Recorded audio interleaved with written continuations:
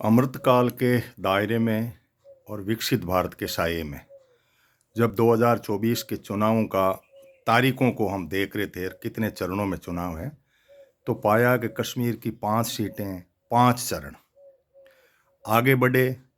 तो लद्दाख के अंदर उस हड़ताल का मायना, अरुणाचल प्रदेश सीमावर्ती राज्य और वहाँ की सीमा का दखल, और आगे बढ़े तो एक बहुत बड़ी बात यह है कि मणिपुर की एक ही सीट, जिसके 2 चरणों में एथनिक के तौर पे चुनाव होंगे। लोगों ने मांग की कि क्योंकि इधर वोट डालेंगे तो हम उस दिन नहीं आएंगे, इधर आएंगे।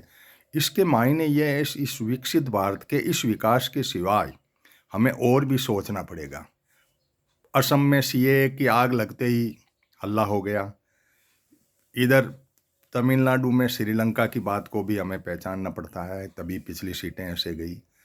ऐसे पूरे जो भी सीमावर्ती राज्य और सीमावर्ती देशों से हमारे संबंध, ये विश्लेषण भी हमें विकसित भारत के इस आईने में देखना पड़ेगा कि क्या हम इसके विकास को कुछ इस दिशा में दे पा रहे हैं या कहीं, क्योंकि लॉ एंड ऑर्डर के तहत आप बंगाल के 7 चरणों में करा रहे हैं चुनाव, तो यहाँ भी यही स्थिति है।